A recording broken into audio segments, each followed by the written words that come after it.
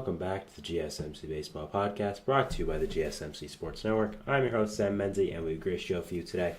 First topic we'll be going over is the retirement of famous MLB umpire Andrew Hernandez. After that, we're moving into talking about the St. Louis Cardinals and the recent run they have been on, and my overall thoughts on them. After that, we'll be going over the Astros and some recent transactions they've made, and my overall thoughts on them.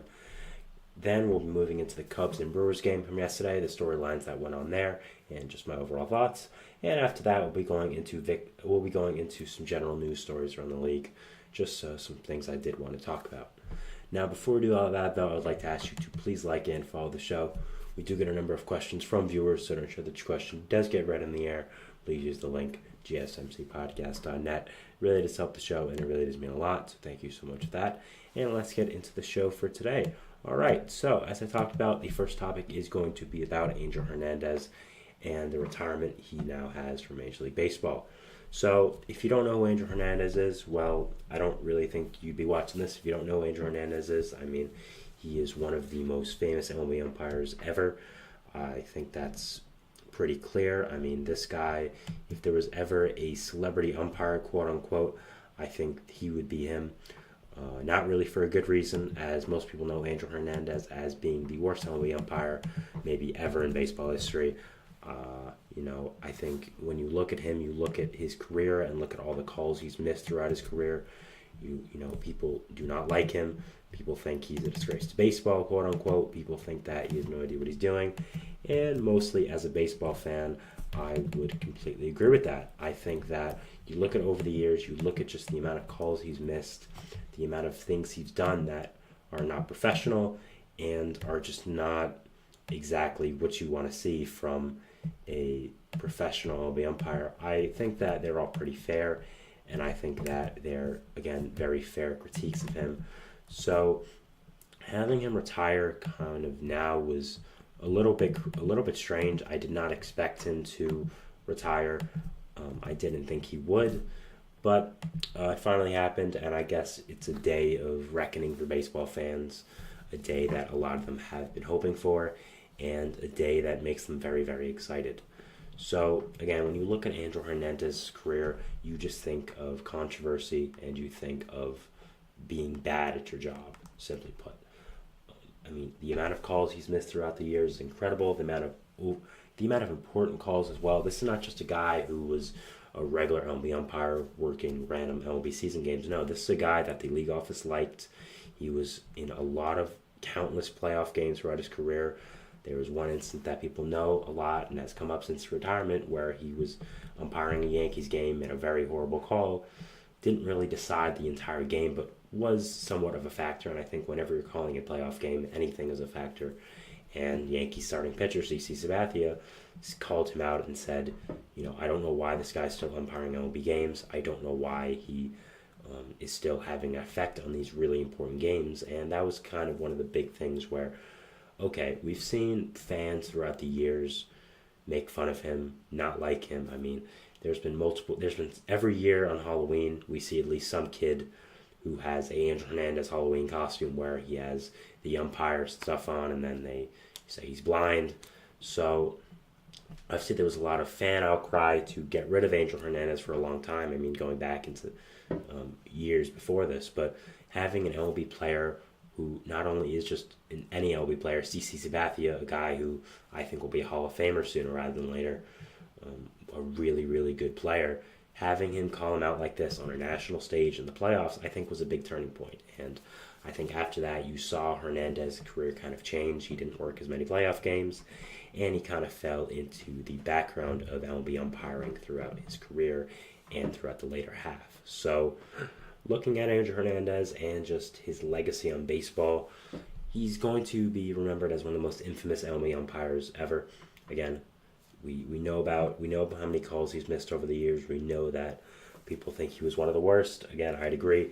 But it is going to be really interesting and weird throughout the years now to just watch baseball and not see anyone on my timeline complaining about him. I mentioned that in a short I made about this yesterday when he did retire.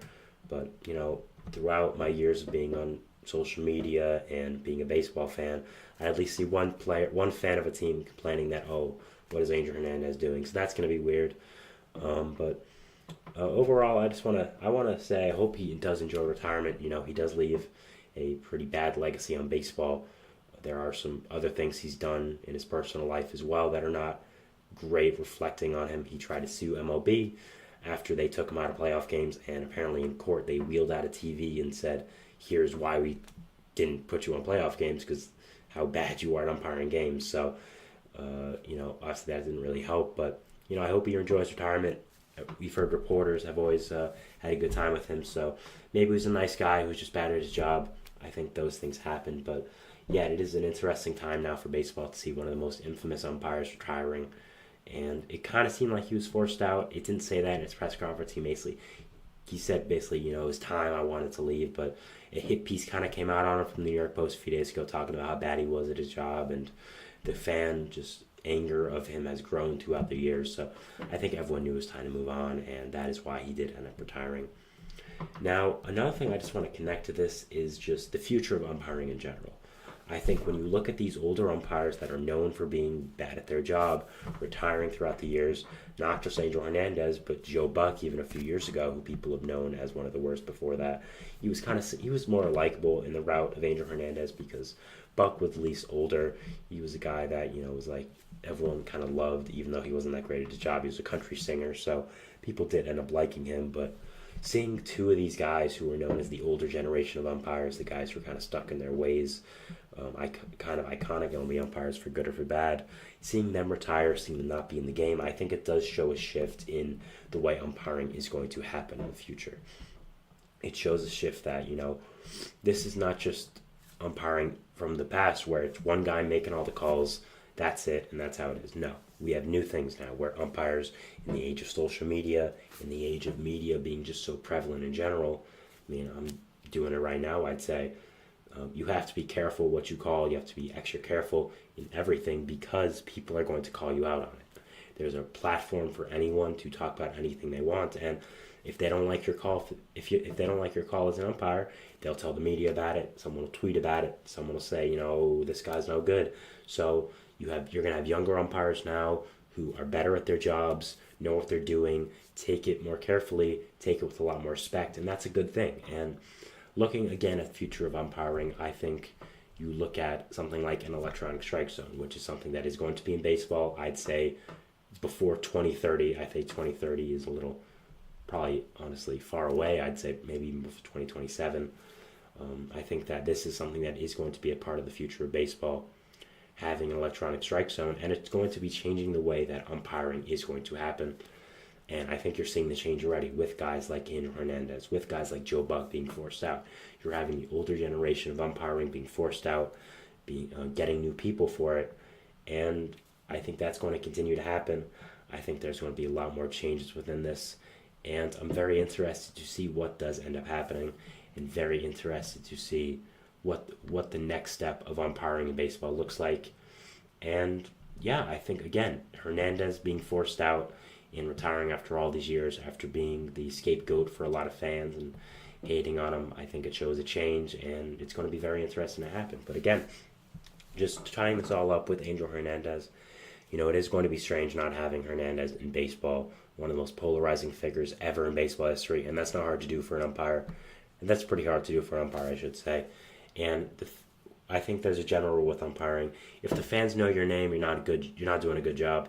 So I think when we know Angel Hernandez's name by heart, we know Joe Buck's name by heart, not doing a great job there because you don't want to know the umpire's names. So, it's going to be very interesting to watch Hernandez in the future now and see what does end up happening here. Maybe he'll create a podcast or something. I don't know. I'd recommend it. It's pretty fun. So, we'll have to see. But the big news yesterday, Angel Hernandez being forced out by MLB, quote unquote, I do think that's what happened, him retiring. And again, the future of umpiring is going to be interesting. The new generation of umpiring is going to be interesting. I'm very intrigued. Sorry for the I words. I'm very intrigued to just see what does end up happening here, and what is going to end up happening. I think it's something that is going to be really, really interesting to see, and I think we're only at the start of this. So, yeah, definitely something that's fun. But yeah, Andrew Hernandez retiring, one of the most polarizing figures of 2010s baseball, really baseball throughout the last 20-something years. And it'll be weird not seeing him out there, weird not seeing someone complain about him, but baseball's changing, and I think this is one of the big steps to show it really is. So that was the end of our first segment here, talking about Andrew Hernandez and his retirement from Major League Baseball. Going into our second segment here, which is going to be talking about the Cardinals and the recent run they have had over the past few games or so. Just my overall thoughts on their team and what is going on with them. So, yeah, we talk about that, and we'll see you after the break. So, thanks, and bye. Here we go. I feel like I'm losing my mind. Is everybody in the world blind? Please, Lord, give me a sign. A sign. I feel like I'm losing my mind. Is everybody in the world blind? Please, Lord, give me a sign. A sign.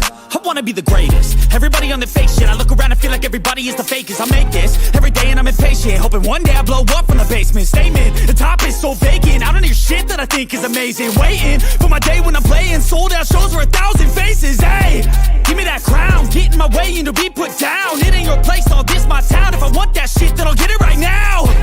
I'm losing it, the noose it fits, some losing shit, a stupid myth. You choose to live or choose to dip, you choose to fight or lose your grip and lose a gift.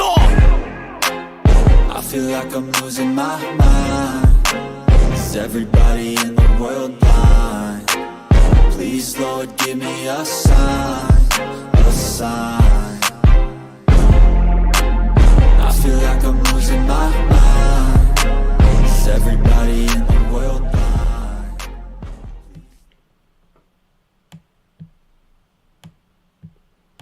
And we're back here on the GSMC Baseball Podcast, bringing you our second segment, which is talking about the Cardinals and the recent run they have had. Now, before we that, though, I'd like to ask you again to please like and follow the show. We do get a number of questions from viewers, so to ensure that your question does get read on the air, please use the link, gsmcpodcast.net. It really does help the show, and it really does mean a lot, so thank you so much for that. And let's get into our second segment of the day today, which is going to be talking about, again, the Cardinals and the recent run they have had. Now, the Cardinals have been a very, very polarizing team, I'd say, throughout the last 2-3 years or so. You look at this team, they've just had so many ups and downs, so many different a lot of inconsistency with this team is what I'm trying to say. When the hitting was good, the pitching wasn't. When the pitching was good, the hitting wasn't. And that was very clear this year. They ended up being last in the NL Central throughout the start of this year, really, for a good amount of time. But that's changed throughout the past few weeks or so. Right now, you look at the Cardinals and you look at this NL Central. The Cardinals currently are in third place. They're a game back of being in second place. And with the playoff position right now, they're only a half game out. They're 1.5 games out, actually. So if you're a Cardinals fan, I think you'd be very happy with what's going on right now. So I just want to talk about them. So currently they are 10-3 in their last 13, which is great. And it's not just like they're playing the A's and the White Sox and the Marlins and the Rockies. It's not one of those things. It's not where they're playing really bad teams. No, they're playing great teams. They're playing the Cubs. They're playing the Orioles. They're playing the Red Sox. Those were all in that time period. Maybe not all the teams they were playing in the last 13, but still 10-3, against those types of teams is really good.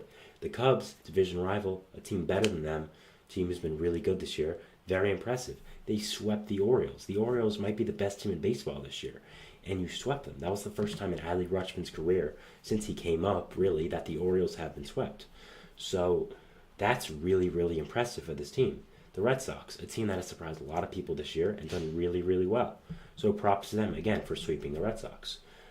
Not sweeping the Red Sox, beating the Red Sox. So the Cardinals have done a really good job so far and have been really, really good these past few games. So props to them, and again, they're doing a really great job. So I think when you look at the Cardinals' recent run, you want to talk about a few things. Now, the first thing you want to talk about is Paul Goldschmidt. Now, Paul Goldschmidt has been a very interesting figure for the Cardinals this year. He has not done well, to be quite honest. He really was one of the main reasons they were really struggling, because he simply wasn't playing up to his standard. This Cardinals team really does live and die throughout their stars. Paul Goldschmidt, Nolan Arenado, and I think mainly it is Paul Goldschmidt. I think this guy is the middle bat, the big power bat in the middle of that lineup, a guy who provides a lot of depth in that lineup, a lot of power there, and when he's not hitting real well, the Cardinals team suffers a lot. I mean, this is the same thing with any team. When one of your best hitters isn't playing, when one of your superstars isn't playing well, it's not going to end up being well. You're not going to end up doing well. But he had 3 home runs in 24 hours yesterday, and also he was batting 190 with a 530 OPS in the first 37 games of the season. In the last 13 games, he's hitting 321 with a 10.029 OPS. Now, again, average and OPS isn't exactly my preferred stats, but again, you just look at that and you know he's doing well. You know that there is a baseline of him doing very well these past few games, and obviously hitting the ball really well. I think it's very clear with Goldschmidt. When he goes, the team goes. Extremely clear. So, if I'm a Cardinals fan, I'd be excited about that right now. I'd be excited that Goldschmidt is doing very well, is helping this team win, and overall is doing a really good job. So, props to him for battling, and I think a lot of people thought his career was kind of over. He was doing really horrible this season, had 1 year left in his contract, and he didn't do the best last year as well. He did okay, but not really what you want for Paul Goldschmidt standards. This guy was a former MVP. So I think he beat a lot of those accusations that, oh, your career's done, you're not the same anymore.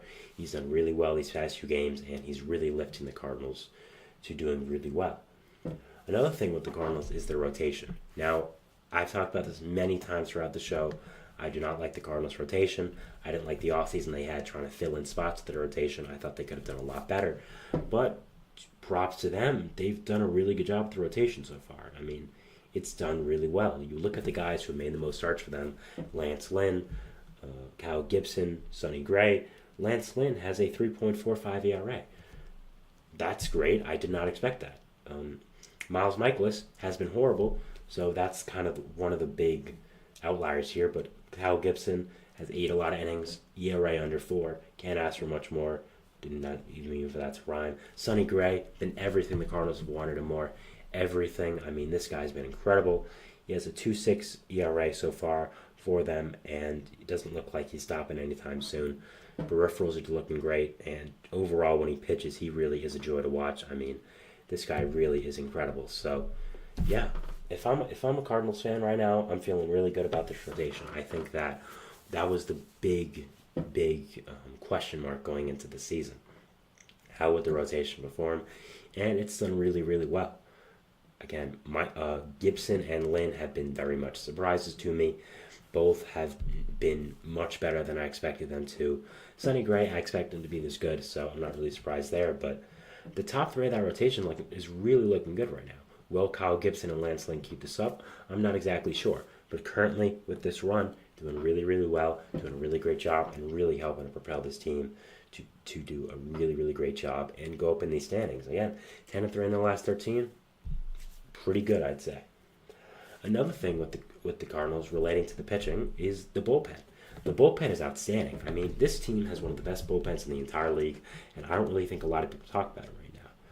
You look at this, you have Jojo Romero, who's been outstanding this year, Andrew Kittredge, Ryan Helsley, Ryan Hernandez, Giovanni Gallegos, actually not Gallegos, but Fernandez, Helsley, Kittredge, Romero. Those are 4 relievers who have done really, really well this year and are doing a really, really great job.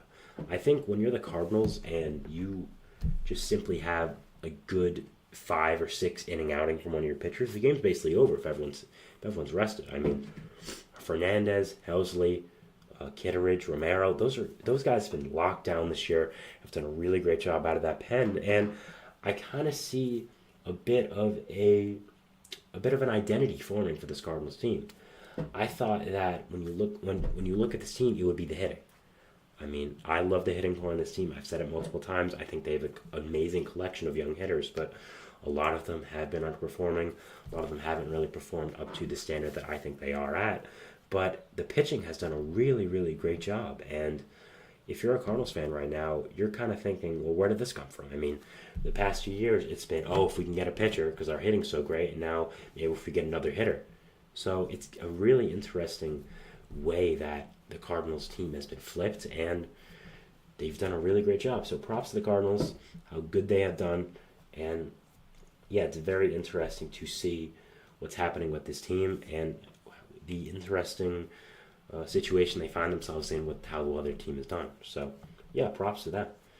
I think looking overall at this team, you do still have some concerns. Again, I'd say that some of the hitting core not performing up to the standards you want is a question mark. Do you think Lance Lynn and Kyle Gibson can perform up to these standards for a significantly longer amount of time? Keep up with this. Do you think Goldschmidt is going to continue this hot streak? Personally, I'd probably bet on Goldschmidt, but again, he hasn't done great the year before, the entire year before this little stretch, so we'll have to see. But also, looking at the NL right now, I think there are a lot of teams better than them. I'd say the Cubs and Brewers are better than them. I think they're the third best team in their division. Pirates might even creep up. I talked about it yesterday with, again, Scenes coming up. Them having that amazing rotation with Keller, with Jones. They have a really good young hitting core. The Pirates might be above them. I still love the Reds if they can get it going. So they're in a really tough NL Central there. I think tougher than a lot of people expected. I think it's been maybe a year earlier for both the Cubs and the Brewers, and then a year later than we expected for the Reds. So a very interesting NL Central there. And it's going to be very, again, interesting to see where the Cardinals do end up fitting in this entire monogram of the Central and of this division. And I, for one, am very excited to watch it unfold. But again, the Cardinals have a lot of good pieces. I just think it's about all coming together at one time. And if they do that, they'll be a really, really great team. And they'll live up to a lot of the expectations people have set for them. Definitely be watching them as the season goes on. But the recent run they've been on, really, really great. Have done a really, really good job. So props to them. And I tip my cap. So that was our second segment here, talking about the Cardinals and the recent run they have been on.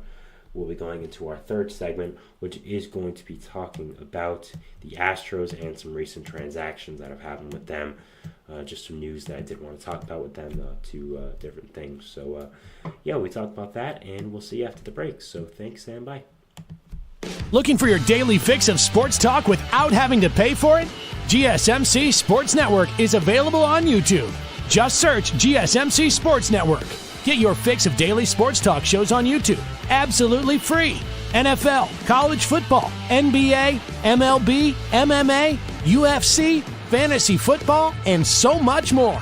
GSMC Sports Network has shows running all day long, with new sports shows starting every 2 hours. Just like on your favorite cable sports channel, except GSMC Sports Network is absolutely free. Just search GSMC Sports Network on YouTube to catch one of your new favorite shows, like the GSMC College Football Podcast, Chip Shot Football Podcast, Hoops and Heels Women's Sports Podcast, GSMC Basketball Podcast, and so many more. Check it out for yourself. GSMC Sports Network, now available on YouTube absolutely free. Search GSMC Sports Network on YouTube right now.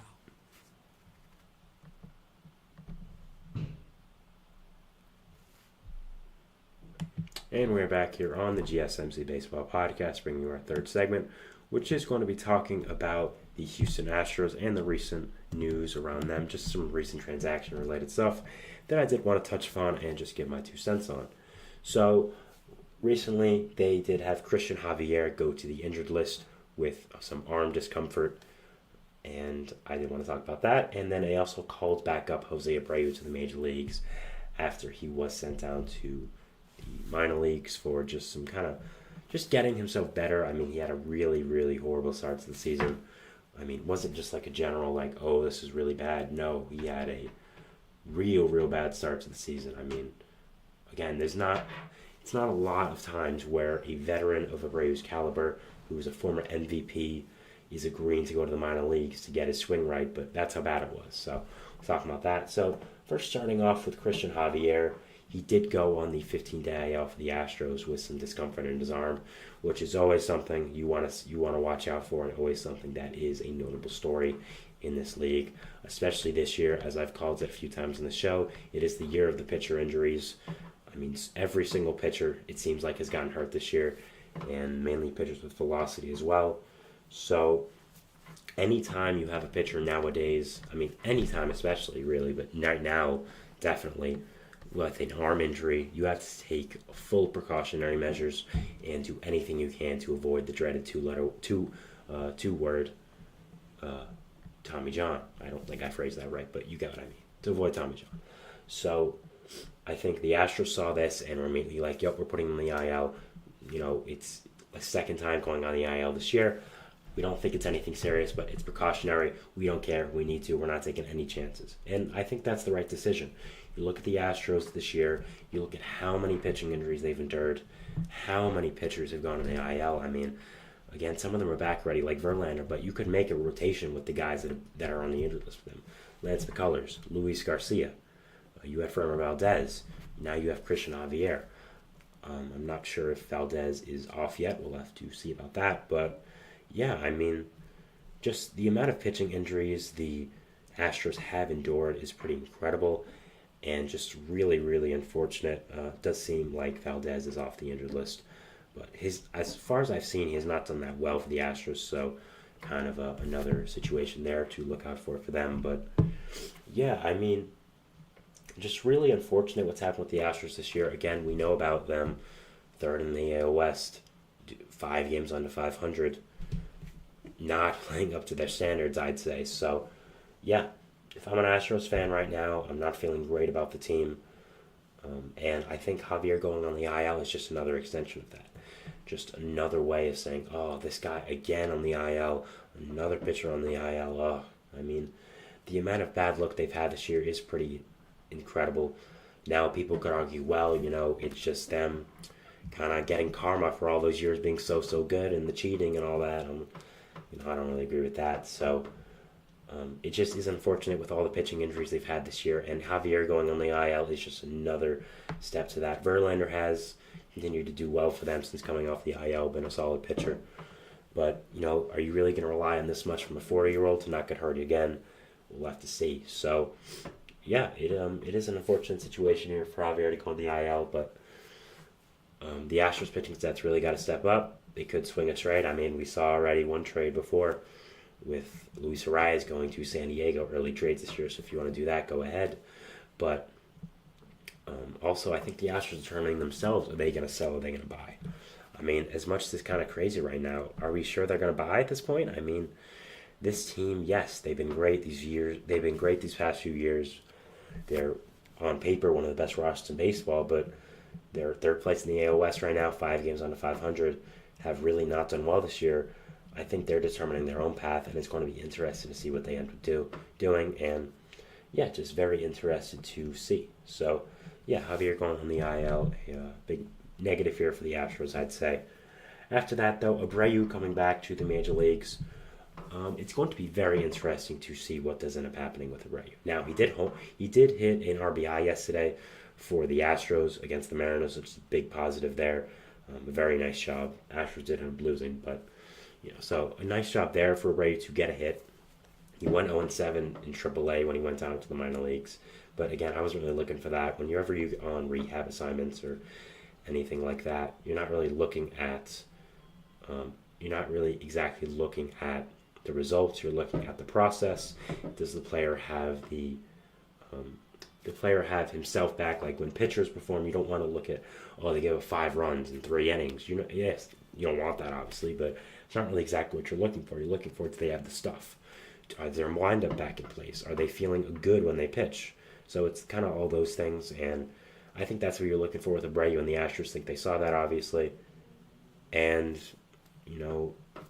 he's now back, and it's going to be interesting to see how he does end up hitting. He did make an error yesterday, which caused the Mariners to score a run, so, give and a take, getting an RBI, letting in an RBI, but I think Abreu is a big part of this Astros lineup, and I think when you pay him all this money like you did last year, you never really spend it for aging contracts, other than him and Hader, which have kind of been, seems like outliers for this team and their process. So when you spend all this money on him, you're hoping to get the MVP Abreu that was there with Chicago.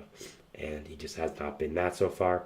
And I think he needs to start doing better. I think he's a big part of this Astros lineup, a big part of the middle of the order of this team. A big right-handed bat with all these big left-handed bats, Yordan Alvarez, Kyle Tucker. I think that he brings a good amount of versatility to that lineup. You already have other great right-handed hitters, of course, like Altuve, like Bregman. So just adding another one like that would be great. So, yeah, if I'm the Astros right now, I'm really hoping Abreu can get it going. I think he's a big part of this team and is going to be a huge part of what they end up doing this year and how they do end up performing. So, yeah, really hoping that does end up happening, and really hoping that he does end up performing really, really well. You can only hope. So, yeah, it's going to be interesting to watch Abreu throughout the year and seeing what does end up happening with him and see what he does end up doing throughout this year. So, yeah, it's going to be very, very interesting. For the Astros now, just overall, it's going to be a very interesting year to watch. I've talked about them multiple times, but they are one of the most intriguing teams throughout this year. I mean, if they continue the strength, I think they are going to be one of the most disappointing MLB teams maybe ever. You know, you had one of those last year already with the Mets, and they ended up trading one of their big pieces to the Astros and Verlander. So you might follow that up. But you look at this Astros team that just went to the American League Championship Series for like the 6th time in 7 years or something crazy like that last year. They just added the best closer in baseball, Josh Hader. And right now they're 24-30, and they're third in the AL West. So I think if they continue playing like this, it will be a huge disappointment, and it's going to be something to really watch throughout this year. And are these things that just happened, Javier going to the IL, Abreu coming back, are they going to help them? Are they not? Obviously, I think Abreu will help. I don't know if Javier will. So, yeah, it is going to be interesting, and it is going to be something that we watch out for. And just, again, I'm going to be very interested to see this Astros team throughout this entire year and seeing what they do, what does end up happening with them. So, yeah, definitely a very interesting situation here in H-Town, and something that is really going to be a big storyline throughout this entire year, and something that I'll definitely be watching. So, yeah, definitely be seeing that, and definitely watching this entire team with the rotation, their offense. Again, the rotation has dealt with so much this year. I think they need another arm if they want to compete. But again, are they even gonna buy is the question. So that's something I'm definitely seeing and definitely watching, and definitely very interested in seeing. So yeah, we'll be seeing that. And yeah, that was our segment here about the Astros and just some recent transaction with them, what's going on with them, and just my overall thoughts. Moving into our 4th segment, which is going to be end up being talked about not Robert Gasser, just the Brewers in general, I should say. The Brewers-Cubs game. That's what I'm trying to say. Saw the picture of Gasser and my mind got a little confused there. But yeah, so we'll talk about that, and we'll see you after the break. So thanks, and bye.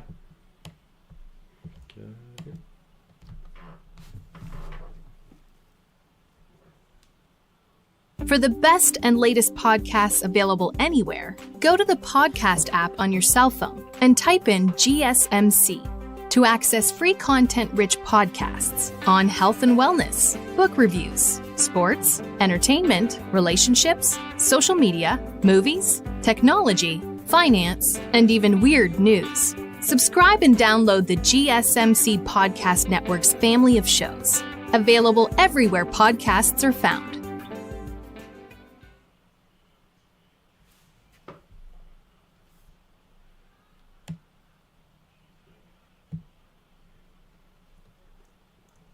And we're back here on the GSMC Baseball Podcast, bringing you our 4th segment, which is going to be talking about the Cubs and Brewers game of yesterday and just all the storylines that were going on here.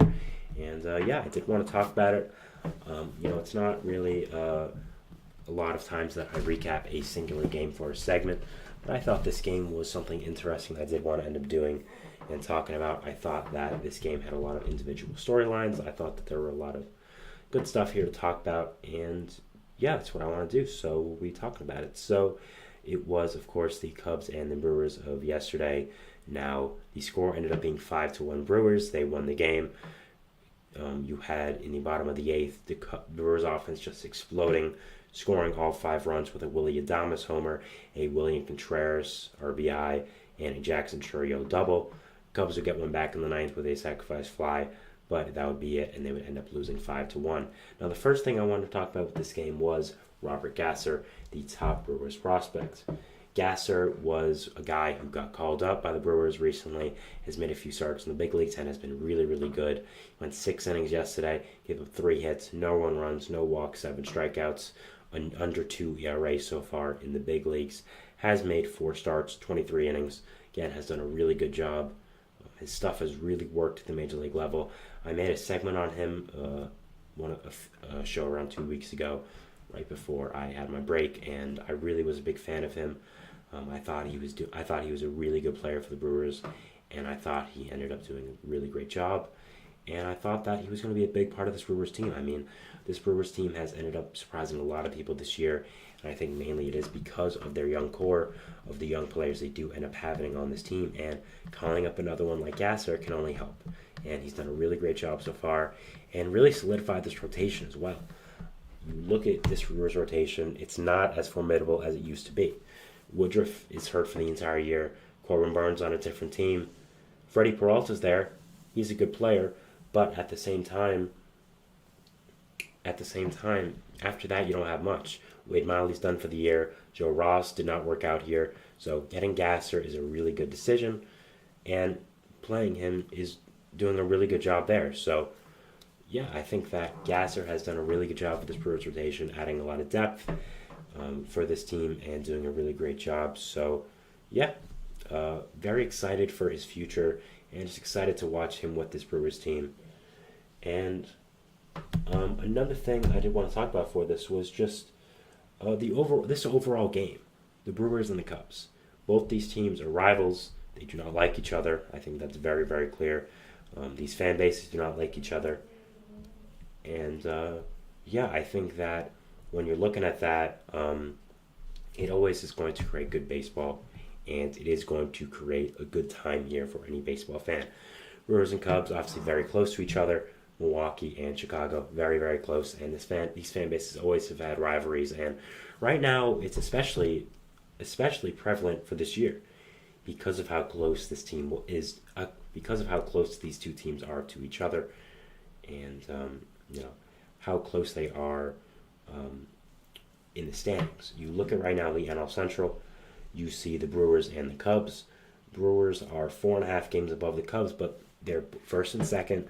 Brewers are in first, Cubs in second, and I wouldn't be surprised if the Cubs end up first in this division. I think I did end up saying yesterday, actually, that I think that they will end up being in first place. The Cubs, I think they're the better team. I think the Brewers have a lot going for them, but at the same time, I think that overall the Cubs have a lot more talent, and the Brewers are good, yes, but I think that I'm not exactly sure how well that this Brewers team is going to end up performing with all this young core throughout the years and just throughout this entire year, and just how well they are going to keep performing and how well these young guys are going to continue to do. So that'll be interesting to see. So it's going to be very interesting to see these teams duke it out for the top of the NL Central. I think they clearly are the two best teams in this league, two best teams in this division, I should say. And again, very interested to see what does end up happening. And right now, seeing both these teams play each other in the NL Central, with the storylines that are going on, with them being so close, and seeing these two younger teams just play, it is very interesting. And another thing I wanted to talk about was Craig Counsell. Now, obviously, we all know that Craig Counsell was the former manager of the Brewers, signed the biggest managerial contract in MLB history, going to the Cubs for this offseason, and did not leave Brewers fans happy, I'd say. So he got a tribute video yesterday in American Family Fields, where the Brewers do play, and he ended up getting booed. So I wanted to give my thoughts on that. And as much as I'm not a big fan of booing personally, I grew up in New York. I'm growing up in New York City. I'm a big Mets fan. I hear Mets fans boo all the time. I've never really been a big fan of it. I just don't think it accomplishes much. But I understand why Brewers fans did boo. I do understand that. Now, Brewers fans are obviously not New Yorkers. They're not Boston. They're not LA. They're, you don't really see Midwest fans booing much, I would say, with all due respect. And I think something really had happened for them to boo. And I think it is fair. You look at Craig Counsell, this guy was really one of the heart and souls of this Brewers team, was known as one of the best managers in the league. It's hard when you're a manager because you don't get a lot of credit, but everyone knew, hey, this guy's really, really good. And this guy, is someone that is one of the best young managers in the league. He is a guy that is a future of this league for the managerial ways, and I think was one of the big reasons why the Brewers were so good throughout those 2010 years, throughout the later 2010s, really. Because of his managerial prowess. I think he did a really good job, and everyone knew it. He made the right decisions, and he just was a really good manager, simply put. And going to the division rival of the Brewers, the Cubs, going very close for what it seemed like was money, I understand that their frustration. I think if he went to a different team like Cleveland, like New York, even though it's only NL, they would have understood David Stern's leaving. They would have said, hey, we get it. Get your money somewhere else. We understand. But going to Chicago, they're one of their biggest rivals, I'd say, to be the manager of the rival team up and coming is something that did not leave a great taste in Brewers fans' mouths. And I do understand the booing. It was interesting though. They didn't care at all how much he has done for this team, and how much he did do in the past for them, leading them to all the playoff runs they had. LCS, one game from the World Series. They did not care about that at all. But I get it. What have you done for me lately, quote unquote. So yeah, but it was interesting to see, and it was just an interesting storyline over there. Again, thoughts on these two teams. I think these two teams are really good and really are upcoming. Again, I talked about the Brewers yesterday a little bit, but I did not expect them to do this well this year, and they have really surprised me. I think their young core has surprised a lot of people, has done a really, really good job, and overall has been really, really great. So, yeah, props to them, and props to their young players performing well. Again, Tyler Black, Sal Frelick, Jackson Chourio. Guys like that who are doing a really good job of propelling this young team to places that I didn't think they could be this year. Great job for them, and they have a great future of this organization for the Brewers. And yeah, doing a really great job. The Cubs now, I think, are also a great team. Shota Imanaga has really been a surprise and really is propelling this rotation. Ben Brown, Javier Assad, of course you have Justin Steele, Jameson Taillon. I think there's a lot of great arms in this Cubs rotation, and a lot of great firepower with this team. The hitting core is really good. Seiya Suzuki, Cody Bellinger, of course. Some of the other younger guys they have on this team. Nico Horner, of course. Dansby Swanson. So these two teams can be really good for the foreseeable future. Going to create a really good rivalry, in my opinion. And just very, very excited to watch these two. And very excited to see what does end up happening in the future with these guys. So yeah, that is our fourth segment here, talking about the Cubs and the Brewers game and just all the storylines that did come with it. We'll be going over our fourth and final segment, which is going to be talking about some general news around the league, just some just news stories, transaction-related stuff that I did want to end up talking about. So yeah, we talked about that, and we'll be going to our fifth and final segment, but we'll be seeing you after the break, so thanks and bye.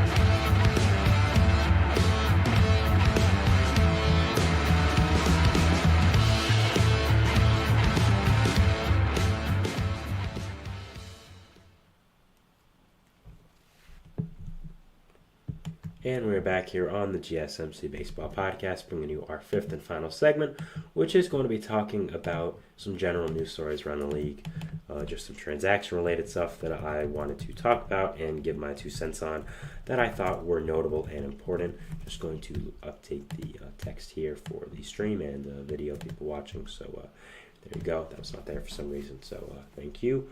But so the first thing I did want to talk about was Victor Robles.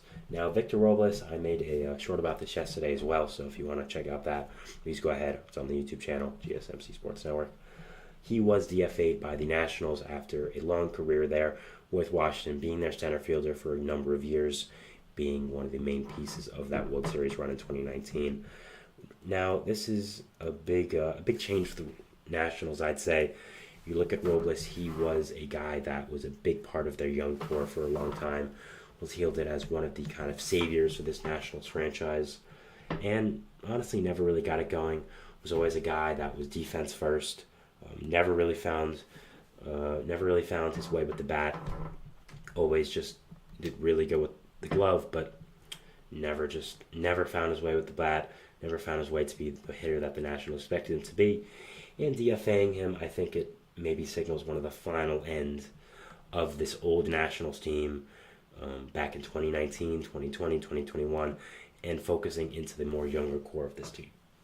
Guys like James Wood, guys like Dylan Cruz, of course C.J. Abrams already, who's made his mark, Mackenzie Gore, people like that. So I think it was kind of a little bit of a passing of the torch, DFAing the older guy who never really found his way within the league and was a big part of their core, and going into the younger generation of this Nationals team now. There's a lot to like here if you're a Nationals fan. A lot of good players that I think are going to end up doing really, really well, and really excited to watch them, honestly. Really excited to end up seeing this Nationals team for the future and end up seeing what could happen with this team. It'd be interesting to see if Robles does land anywhere. I think that he does provide a lot of value off the bench, being a late-game defensive replacement, being a speed guy. I think any team that could use some outfield depth or just pinch runner depth or fielding depth, I think would be a good fit. Again, I'm going to mention him and the next guy I'm going to talk about as well with the Braves. I think the Braves could use an outfielder right now. I think getting Robles would be a good fit because he has good speed, something the Braves need to work on his defense, especially with Acuna. He was not the greatest defender, so with him being out, maybe take advantage of that and get obviously there's no benefits to Acuna being out, but maybe you can fill in at least defensively because he was not good in the outfield this year defensive-wise. So getting one of the premier defenders in our league in Victor Robles, I think would be a really good decision for the Braves and would end up bringing a lot to this team. So that should be interesting. But interesting situation here for the Nationals. DFAing Victor Robles, finally getting him off this roster, and new era for the Nationals. Even I'm a Mets fan, I'm excited to watch it. Just as a baseball fan, I'm excited to watch it. I love a lot of these players they have. I think James Wood and Dylan Cruz are absolute monsters, are going to be top 30 players in baseball by third year in the leagues, by the third year their careers, honestly. I love both these players. I think they're absolutely outstanding, and I'm kind of jealous they have them. So, going to be very, very interesting to see, and very, very interesting to end up watch both these players and watch this Nationals young core develop. Ramon Laureano, another guy I made a short on yesterday. If you want to check it out, go ahead. It's on the channel. He was released by Cleveland after a year and a half with the organization. Filled in for a starting outfielder spot with them for the past 2 years. Never really found his way. You could say the same thing about his last few years in Oakland as well. Was a really good player for those A's teams that were trying and making the playoffs. Ended up getting suspended for PEDs. Was really never the same after that for whatever reason. I don't know. Could have been an injury. Could have been him not being on the juice and not being as good of a player. I'd say that's possible. Could have been that long gap of 80 games and really didn't really hit him hard. Could have been that, but just really never found his way with Oakland after that 80-game suspension. Never found his way with Cleveland, and they are DFAing him, and he is going to end up being released, I think. Now, I think there are a lot of fits for Ramon Laureano. I think he brings good outfield depth. Again, I think the Braves could use him. I think that he could be a good fit for this team. I don't think he can be worse than JP Martinez, who they called up from AAA. Not JD, JP. I want to make that clear so you're not confused. It was confusing to me when I first said it. I knew about JP Martinez already, but JP, JD, both in the same division. Both outfielders, quote unquote, even though JD isn't really one. But yeah, so I think that he could potentially be used by the Braves here. I think a lot of other teams needing outfield or corner depth could use Laureano. One thing that's always been great about him is his arm strength. He has one of the best arms in baseball, if not the best. He can gun runners down from right field. Defense isn't that bad as well. He hits lefties okay. So I think there is some value here with Laureano. I just think with the Guardians having a lot of good younger bats that have kind of come out of nowhere, there just wasn't a spot in this roster for him. But I think there are other ways. There are other teams that could use him in different ways as well, particularly off the bench. I think he brings a lot of value there. So it should be interesting to see, and should be an interesting thing to watch, see where Laureano does end up getting to in free agency, and seeing if anyone does sign him, even to a minor league deal. We'll see. I think someone should, and it's going to be an interesting situation to watch here. Nick Lodolo has been activated off the injured list for the Reds after a groin strain let him out for a good amount of games. He came back through 5 1/3 innings pitched, giving up no runs. So really good job by him. Really good job there. I think Lodolo is one of the better pitchers in baseball when healthy. I think that he provides a lot of great depth to this Reds rotation. I think he does a really good job for this team, and really, really is a great pitcher for them. And with them really not performing up to the standard I and a lot of people expected them to this year, I expected them to win the Central. They're last in it. They've been hit hard with injuries, yes, but I think that's really no excuse. Some of your players have to perform better. I think Lodolo coming back, if he can perform better, if he can start performing up to Lodolo I know, and make this Reds team a lot better, I'd be very, very interested to watch, and I want to see them do that. I love this Reds team. I think they're really, really great, and hopefully getting Lodolo off the injured list is one of the first big steps for this team to kind of get back to the team that we all know, we all love with this Reds team, and doing a really great job. So that's what I'm hopeful for, and that's what I do want to end up seeing here. Lastly, we have MLB teams getting prepared for Roki Sasaki. Now, a report came out over the weekend, I believe, that MLB teams were getting prepared for Japanese phenom Roki Sasaki to finally come over and be posted by his team in the MPB. So this is something that I'm really looking forward to. I think if you don't know who Roki Sasaki is, just look up his highlights on YouTube. Honestly, this guy is a pitcher in his early 20s who was 100 consistently with insane control, insane off speed, is honestly better than you thought. Yoshinobu Yamamoto was good. Well, this guy's even better. He really is. I mean, this guy really just is incredible. I think that overall he is one of the future of baseball. And it's been rumored now for a year or so that he would be posted by his MPB team because he really wants to go to the major leagues. I'm not exactly sure if he's going to end up being signed with international money or just be a flat-out free agent. I'm not sure of the contract situation. If he does end up becoming a flat free agent, he could get a 15-year contract, honestly, how good this guy is. So Sasaki being posted, the team's planning for him to be posted, is something that I think is a really big story that should be talked about more.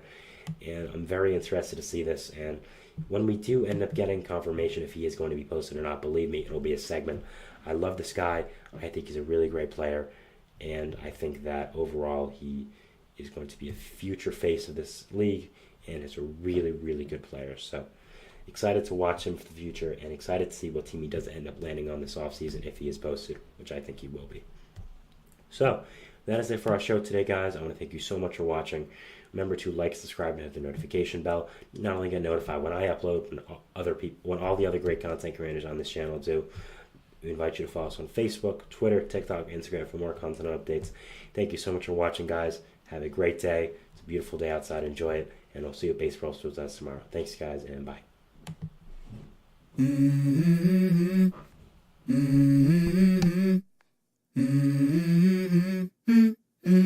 Let's go. I wake up to a little bit of drool on my pillow, feel like it's gonna be a bad day. Yeah, I'm tired of shit, and the coffee ain't hit yet, damn, ain't that great.